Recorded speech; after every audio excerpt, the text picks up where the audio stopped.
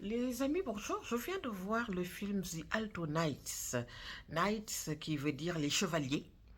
Mais The Alto Knights nous parle en fait d'une histoire particulière. C'est une histoire de la mafia italo-américaine dans les années 50 entre deux hommes, Frank Costello, un célèbre parrain de la mafia, et Vito Genovese qui avaient grandi ensemble, qui étaient des amis d'ensemble, qui avaient fait, comme on dit, les 400 coups ensemble, qui ont fait leur premier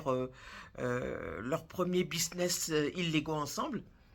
Et des années après, qui se retrouvent, on sent la méfiance, etc. On sent l'esprit de revanche, notamment de la part de Vito Genovese, qui va, comme on dit, prendre des décisions extrêmement terribles pour tout le monde, pour tous les personnages qui composent le film. Alors, on y voit Robert De Niro. Robert De Niro qui joue en fait les deux personnages principaux. Donc, Frank Costello, voilà, un célèbre parrain de la mafia. Célèbre, pourquoi? Parce que simplement, Frank Costello a été un des seuls, sinon le seul parrain de la mafia à avoir fini, on va dire, tranquillement, à avoir une mort, on va dire, paisible, entre guillemets.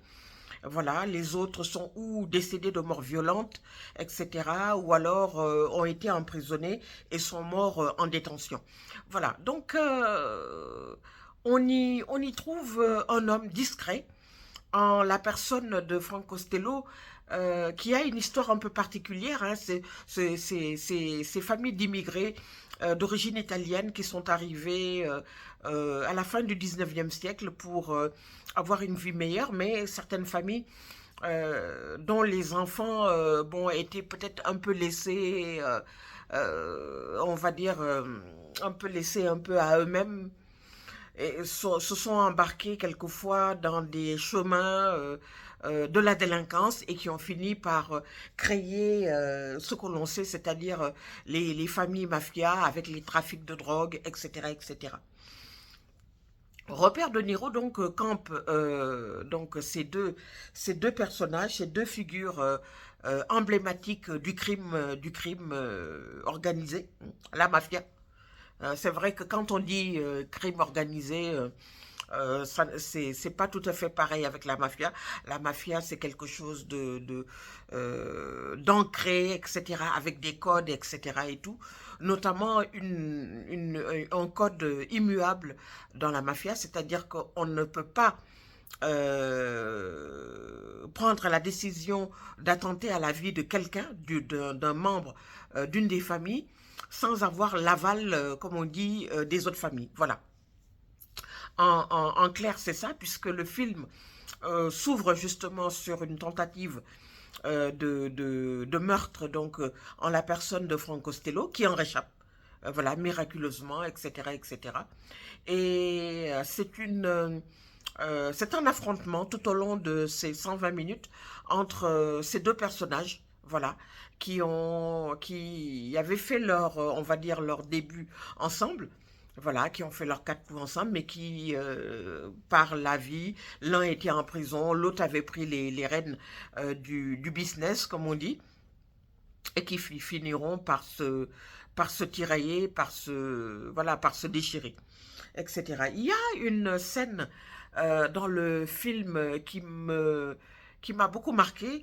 C'est quand la personne accusée d'avoir tué Frank, d'avoir voulu tuer Frank Costello, est arrêté, jugé, et qu'il est déclaré non coupable, puisque, bon, vous savez, il y a la fameuse loi de l'omerta dans ce milieu, et que quand l'assassin présumé est déclaré libre, il s'avance vers Frank Costello et Frank Costello n'hésite pas à lui donner la main. Et ça choque beaucoup son avocat qui lui dit, mais Frank, cet homme a voulu te tuer. Il était désabusé, Frank Costello. Il lui dit, bof, tu sais, ce n'était qu'un exécutant. C'était un homme dont je vous invite à lire la biographie. C'est un individu avec une trajectoire extraordinaire, même si ce n'était qu'un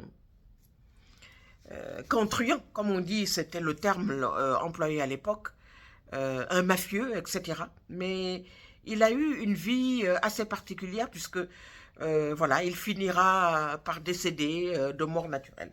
Alors, on retrouve une équipe dont je vais vous donner les noms et tout, outre Robert De Niro qui campe et à la fois Vito Genovese et Frank Costello.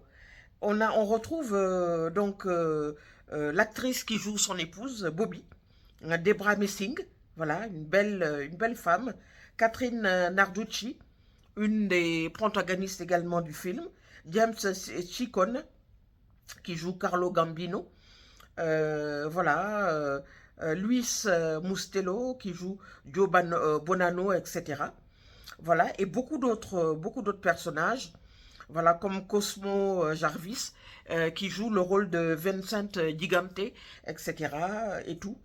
Voilà, ainsi que Bobby Lee et tout. Donc, c'est toujours dans cette tradition des films qui traitent du milieu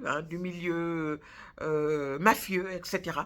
Moi, je vous invite à le voir parce que il est très intéressant parce que on remonte, si vous voulez, il y a toute une culture de la mafia et tout, mais on se lasse pas de ces personnages-là parce que ils nous enseignent plein de choses.